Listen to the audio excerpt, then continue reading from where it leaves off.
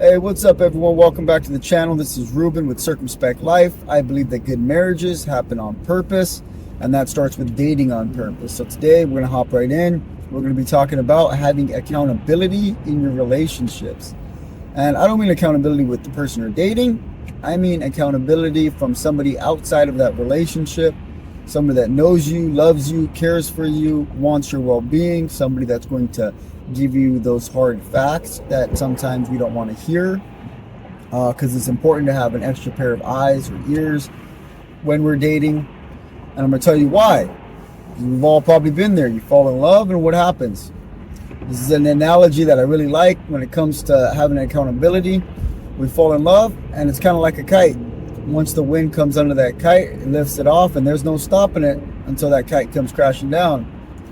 So when we fall in love, we need somebody down there holding that kite string, giving some tension onto that kite string, keeping us a little bit down to earth. It's able to bring us back down to earth. So we need that in our relationships, because what happens far too many times, you've seen it, I've seen it, and if you've seen this, if you've seen what I'm about to say, comment below and just put yes. You don't got to give an explanation. Might have been you, might have been somebody else. Just comment yes down below, and I'll know you're with me. I know I'm not crazy, ain't the only one. But somebody gets into a relationship, everybody around them thinks it's a bad idea. Says, hey, don't marry this person, don't date this person, it seems bad, I don't think this relationship's going in the right direction, and they ignore it. And what happens? They end up crashing and burning, end up brokenhearted, end up divorced, end up hurt, and then they utter that all too common phrase, I should have listened. So a lot of times we could avoid these things by having the proper safeguards put up in our lives. And one of those safeguards is having accountability. And by accountability from outside people, I don't mean you got to do everything they say. I don't mean they need to run your life for you. That's not healthy.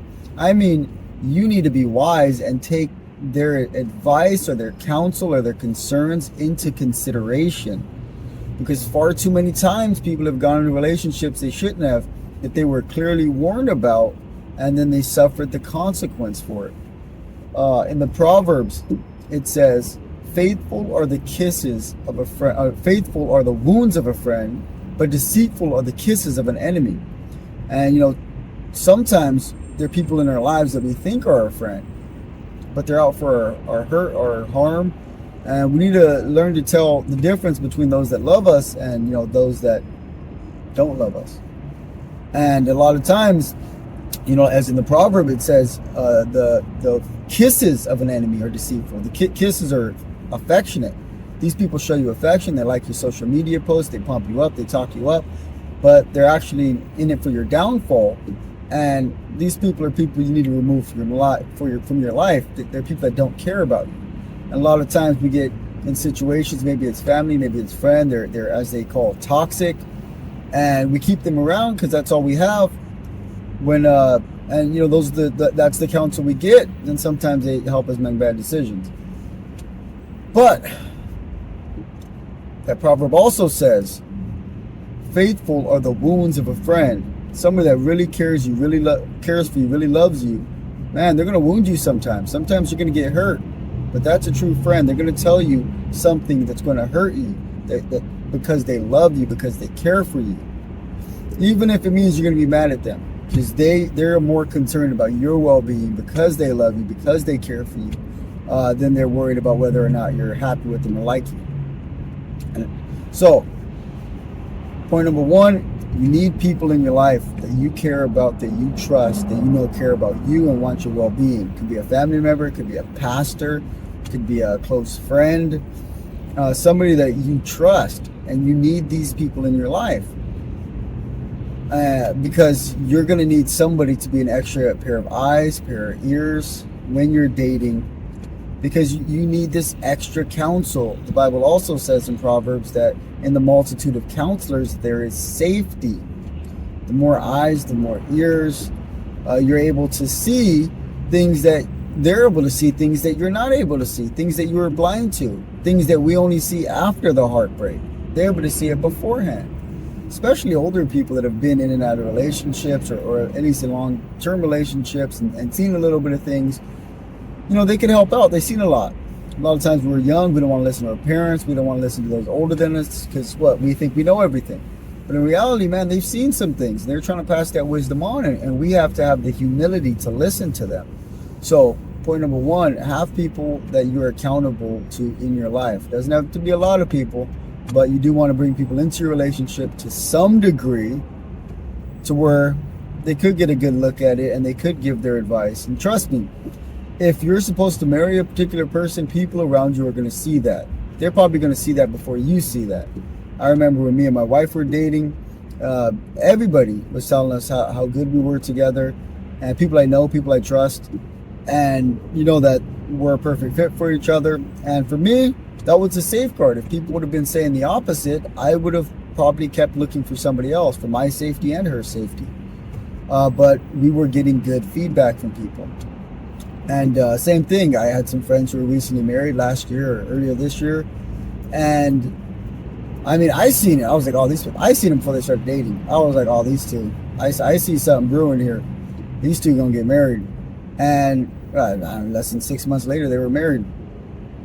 Yeah, and they have a great marriage, a great relationship now, and they seem like two people that really fit. I've also seen it where people were not supposed to get married. They did not listen to the wisdom of their elders or of those around them that love them and care for them, and they were hurt for it. So point number two, if you don't have people around you that you know, that you love, that you trust, and sadly that this happens. We live in a fallen world. There's a lot of people that are just not necessarily 100% evil, but they just lack wisdom, or they lack a real love or concern for other people. They're out for their well-being, so they're not really focused on you. If you don't have people in your life that you know, that you love, that you trust, you need to get new people in your life. This needs to be a priority. One of the most important things in our lives is our social circle, the people that we spend time with, the people that are closest to us. So you may need to find new friends, find a new church, find new pastors, ones that ain't looking for your money, but are looking for, your well-being, to build you up.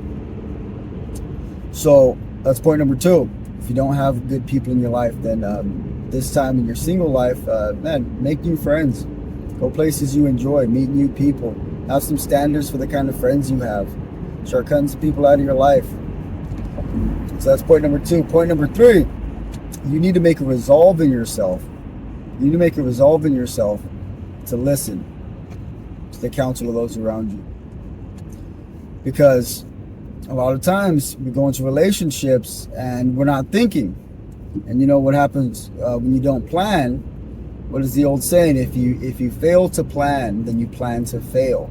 And that's why half the marriages in America are failing today, because we don't have a plan at all. We go in and we think love's just going to carry us away, like Disney says, and we're going to be happily ever after, but it's not true. You need to actually plan. Marriage is hard. And if you're going to go through the difficulties of marriage, the difficulties of being married to another sinner, another person with a fallen nature, then you want to do that with somebody that is going to stay there with you, somebody that that you're really compatible to, or else you're going to make it harder on yourself. So get good people around you. And point number three, make a resolve in yourself that you are going to listen to the counsel of these people. Even beforehand, let the people you know and love and trust say, hey, when I'm dating, please give me your honest feedback, even if it makes me mad. Even if it hurts me or upsets me, give me your honest feedback about my relationship. I want to be wise. I need that safeguard in my life. And those that love you will do that. So you have to make a resolve way in the beginning, before you even start dating. You're going to listen to these people, because you need safeguards in your life. I'm talking about safeguards. If you like this video, if this has given you, something to think about, if this video has helped you out, then go back and listen to I think the last two videos I made were on putting together non-negotiables. I think I made one after that. I'll link all three of them to the description the description section. They all go together. 2 of them is putting non-negotiables together for the type of person you want to date, things you don't want in the person you're dating, and things you really do want in somebody to marry. And there's a 3rd one, can't remember what it was. I put it out like a couple weeks ago. So I'll link those in the description below. Again, quick recap. 1, you need people in your life that you're going to be accountable to, people that know you, that love you, that are out for your well-being, people that you trust, that are going to give you that hard truth that you probably don't want to hear sometimes. Number 2, if you don't have those kind of people in your life, you don't have people you can trust, get new people in your life. You need people in your circle that are for you, and you need to cut some people out of your life that are, not there to build you up, not there to progress in life, not there to better themselves or you. You need to cut some people out, you need to bring some new people in. 3, you need to make resolve in yourself way before you even date somebody that you are going to listen to these people that you're going to be accountable to, and you are going to strive to bring people into your relationship to some degree that are going to be able to give you good feedback, so that you're able to have wisdom and walk in wisdom and have that safety of many counselors, as the book of Proverbs says. So I hope this helped you guys out. Go ahead, like and subscribe this video if you like this kind of content, if you want more content like this, and comment below. Let me know which one of these points makes the most sense to you, one of the ones that you want to hopefully put them all into practice. But which one of these are you actually excited about putting into practice? Is it new friends? Do you need new people in your life? Is it actually talking to some of these people that are already in your life, and you're excited about bringing them in to help you become accountable? Or are you excited about finally just putting up some safeguards and having that accountability and making that resolve to do something different in your relationship so you could have a different outcome? All right, everybody. Talk to you guys later.